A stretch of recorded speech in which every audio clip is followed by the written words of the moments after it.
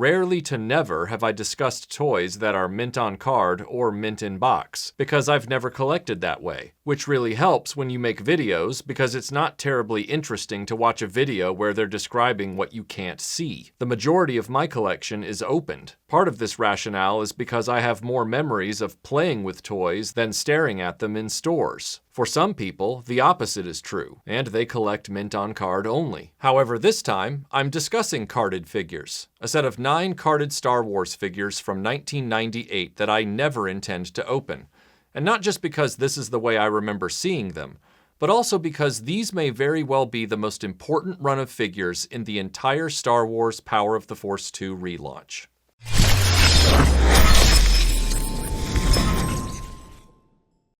If you didn't live through the dark times of Star Wars fandom, it's tough to describe, since as a cultural phenomenon, Star Wars has continuously occupied store shelves from 1995 to the present day. The onslaught of merchandise from the special editions to the prequels to the Clone Wars to the Disney era has gone unbroken. However, after 1985, the original Star Wars generation found itself in a wilderness with no seeming end. Only the most die-hard torchbearers for the series knew about the 10th anniversary Hamilton plate collection and the launch of the West End Games Star Wars role-playing game. I had those plates as a 9-year-old kid. Our Star Wars plate collection, Princess Leia,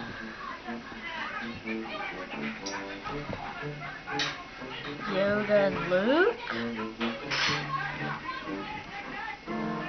Han Solo. Oh, there it is. But I didn't learn about the role-playing game until 1991. All of us were scrambling around in the dark. In 1990, I'd moved to the UK, which made discovering the role-playing game far easier thanks to the more visible availability and popularity of traditional RPG ephemera. However, what I didn't know about was the summer 1991 launch of Timothy Zahn's best-selling Star Wars: Heir to the Empire, the first book in a trilogy that marketed itself as the sequel trilogy for our Star Wars heroes after the events of Return of the Jedi. That book would not reach British shores until early 1992, where I would find it unexpectedly in a bookshop in Southampton while we waited to board the ferry to take us to Normandy for a World War II-themed family holiday. Always carrying my Walkman and the Star Wars soundtracks on cassette with me, I sat in my bunk on the ferry that evening listening to the opening themes with the facing pages, reading the first scenes between Grand Admiral Thrawn and Captain Paleon to the haunting music of The Empire Strikes Back in my ears. I'll never forget that memory. I made sure I kept up with the other books in the series, as well as a new comic that came out some months later called Dark Empire. I was once again buying them in the UK format, unaware the comic had launched several months earlier in the United States through Dark Horse Comics. Prior to this, Star Wars comics had been mostly limited to the long-ended Marvel run and the very brief Star Wars 3D series, while the novels could be summed up as Splinter of the Mind's Eye, a Han Solo trilogy, and later a Lando Calrissian trilogy. These would be reprinted in the early 90s with the success of the Zahn novels in collected volumes. I picked up the Han Solo trilogy in the summer of 1992, not knowing at the time that many years later it would be launched at my head. Ow!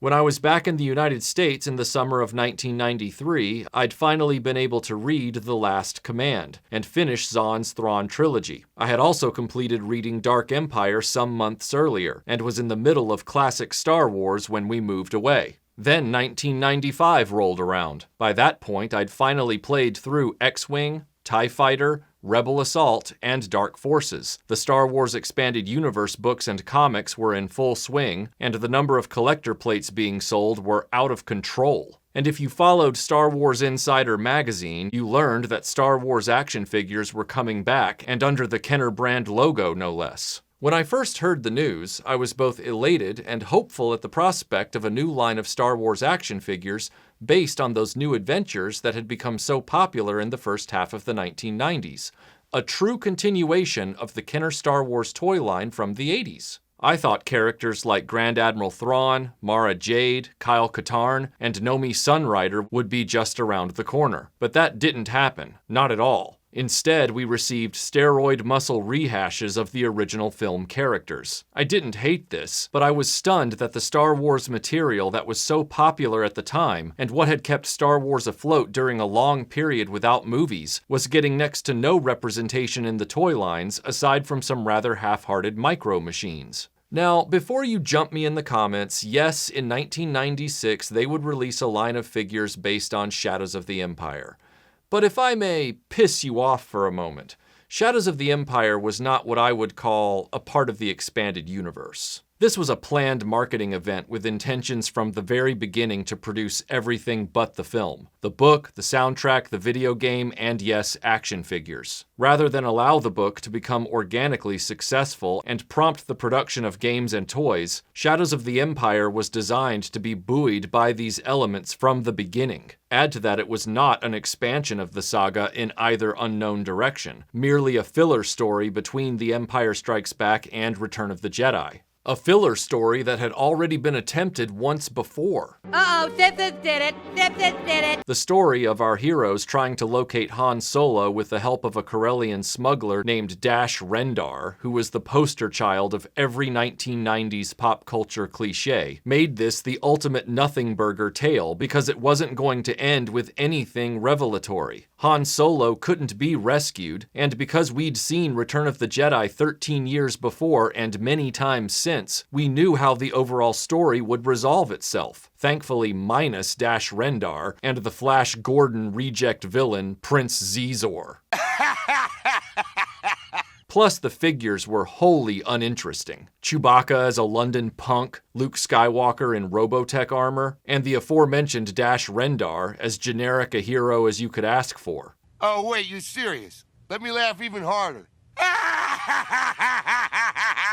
Meanwhile, the stories that had been legitimate successes and created a true want for additional merchandise were inexplicably denied this yet again. The Thrawn trilogy and Dark Empire had already been acknowledged by West End Games role-playing game sourcebooks, but actual toys remained unexplored. Then, in 1998, the Star Wars figure line released the Expanded Universe range of characters. I only saw these in person one time, at an electronics boutique during my sophomore year in college when I was too financially strapped to buy a pile of toys, and I never saw them on pegs again. In this range of 9 figures were some of the characters many of us had been hoping for all the way back in the early 90s when we had been reading the Thrawn trilogy and Dark Empire. First up was Grand Admiral Thrawn himself, complete with his force-nullifying creature, the Yasala Miri. Alongside him, they provided one of his Imperial Remnant space troopers, and most importantly, they gave us Mara Jade for the first time, Luke's frenemy throughout the Thrawn trilogy, complete with her blaster and Luke's original blue lightsaber that she was gifted at the end of Zahn's saga. The range would also give us the first figure of Kyle Katarn, the rebel fighter at the center of the Dark Forces series of video games. In a strange and hilarious choice on their part, they opted to use a screenshot of Katarn from the original Dark Forces game as his cardback photo. However, in the original game, he had no beard. It was in the sequel, during that time when PC games were dabbling in full-motion video cutscenes, that an actor was hired to play Katarn, and he sported a full-on Kenny Loggins beard. The figure depicts this version of the character, and the render of Katarn from the first game is altered to give him this beard, even though he just looks like he's wearing a terrible disguise. The big final boss of Dark Forces, the Dark Trooper, is also included in this range as the 9th and final figure to be released, and easily the largest figure of the series. Hasbro and Kenner devoted the final 4 figure slots in this assortment to Dark Empire characters, which is a bit of a letdown since the Thrawn trilogy was arguably more impactful in the long run for the Star Wars franchise. Nonetheless, the 4 figures included here are the Imperial Sentinel, the clone of Palpatine, sound familiar? And finally, Luke Skywalker and Princess Leia as they are seen in the Dark Horse comics. Oddly, likely thanks to the terrible coloring inside those comics, Luke and Leia are packed with light pink lightsabers, while the clone of the Emperor sports a blue one. The hilts look extremely generic and are nothing to write home about. Despite this, it's amazing these figures were made at all from a comic that had been published 6 years prior into a franchise that was poised to abandon the original trilogy era entirely the next year for the prequel era of Star Wars, and standing alongside characters from a 1995 video game and a 1991 novel series, it makes the collective existence of this range even more miraculous.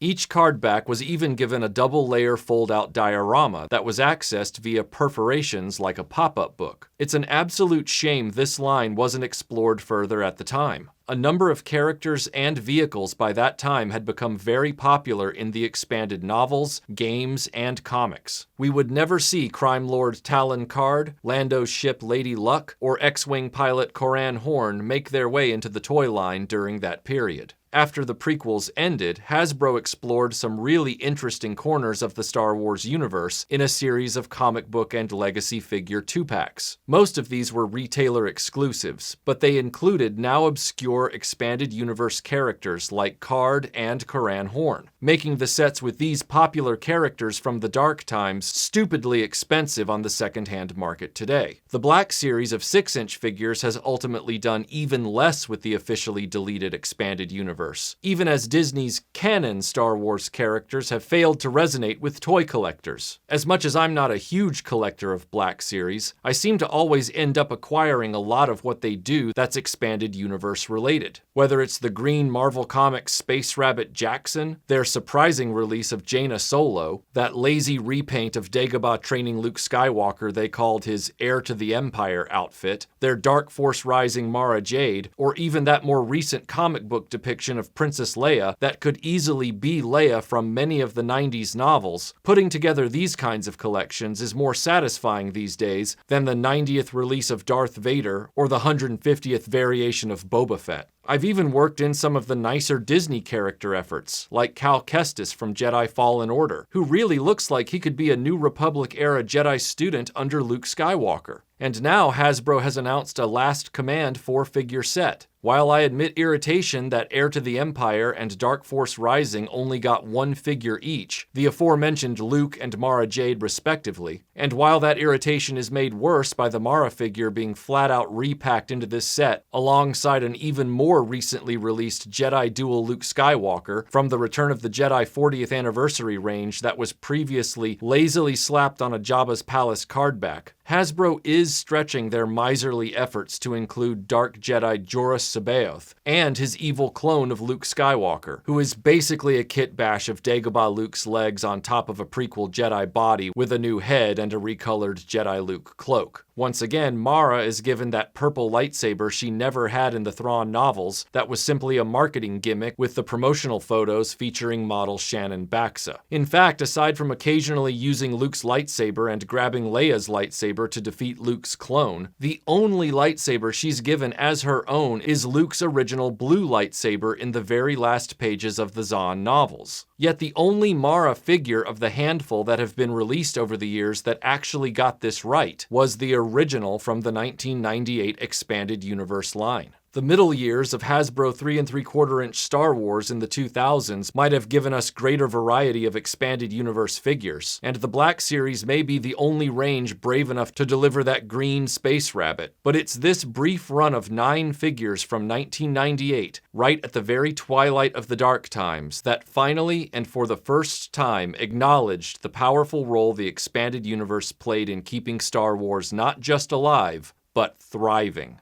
As frustrating as it felt in those wandering years, we would rapidly yearn for a return to those days not long after we were forced into an era of Gungans and digital effects vomit. These 9 figures were, unbeknownst to us at the time, the original Star Wars saying its final goodbye, and the relaunched 1995 line finally achieving its squandered potential at the same time. And that's why I think they're the most important figures of the entire Power of the Force 2 run, and why I'm keeping them just like this.